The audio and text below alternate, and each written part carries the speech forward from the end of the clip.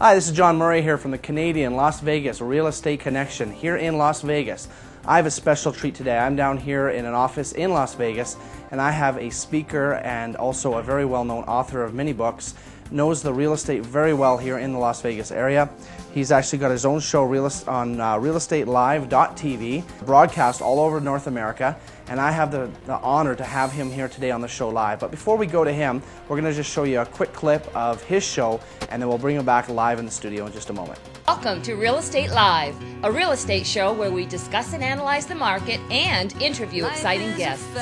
Your host is international speaker and author JC Melvin.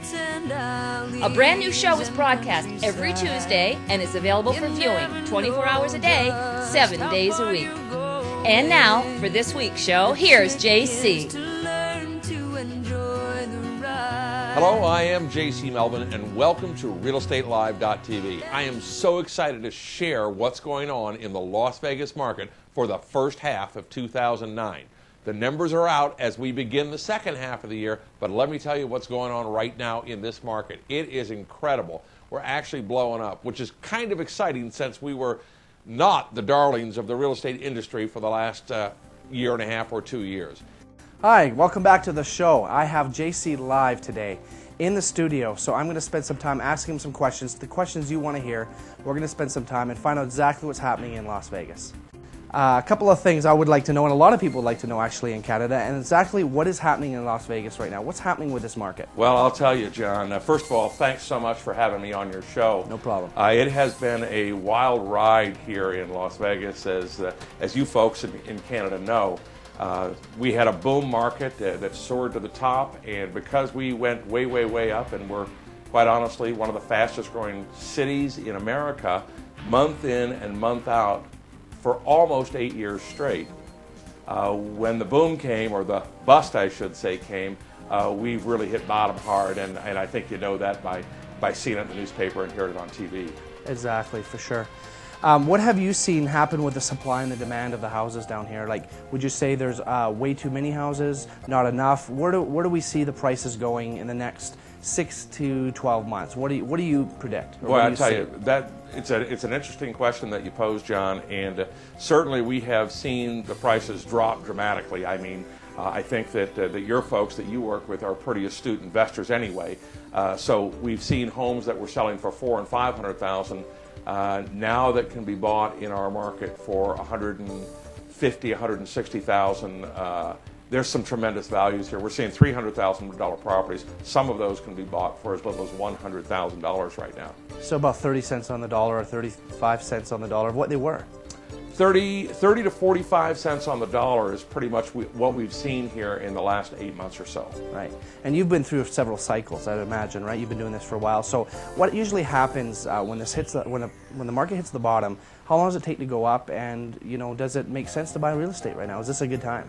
Well, interesting. That's a great question because it's a great time in real estate right now for a buyer. Right. We have not seen a time this good for a buyer probably in 15 years in this market. Now, it's a horrible time for some of the sellers in this market because if they bought during the boom 2004, 5, and 6, they're quite honestly going to be the victims of either a short sale or that property has already been lost to foreclosure. Right now in our market, over 70% of the closings are bank-owned properties. Are bank-owned, okay.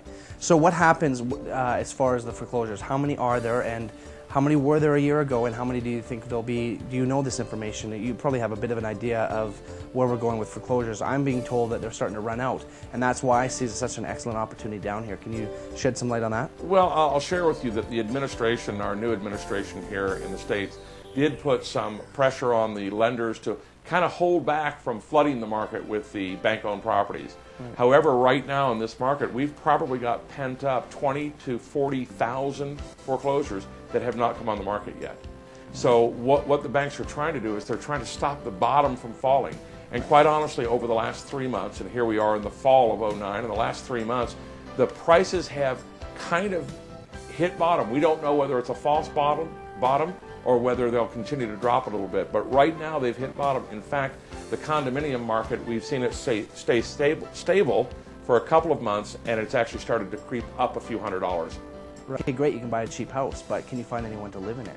What would you say about that? Well, again, another good question. The apartment vacancy rate in Las Vegas right now is down lower than it has been in probably 20 years. And the reason that the apartment vacancy rate is down is because people would rather live in a single-family residence. Right. So for investors, obviously, we always tout that if they can afford to go that way, to buy single families to do it. So although the rents have dropped a little bit, say the house that used to rent for $1,400 2 years ago is renting for $1,150 or $1,200 now. Right. The difference is the investors aren't paying $400,000 for it; they're paying $110,000 and $120,000 for the same property. Exactly. So we have cash flow on those properties, almost no problem. Even if you, I know some of the investors that I've been working with have been bringing down credit line money, so it's even borrowed money from Canada, or they're bringing down cash, and they've got way better returns than just keeping in some of the stocks that we're seeing right now. So it's a great time to buy, and if it goes down lower, is that a big problem if we have positive cash flow? What do you think about that? I will tell this with you and share this with your group. The normal cash sales, the normal number of properties or percentage of properties that are sold on a cash basis in this market runs 9 to 10%. And it has run that way for 25 years, right, up until 2008. We saw that 9 to 10% move to 22%. Right now in 2009, year to date, cash sales are accounting for 38% of our real estate closings in the resale market. And who's buying these properties? Great question. This is the answer. Who's buying those properties?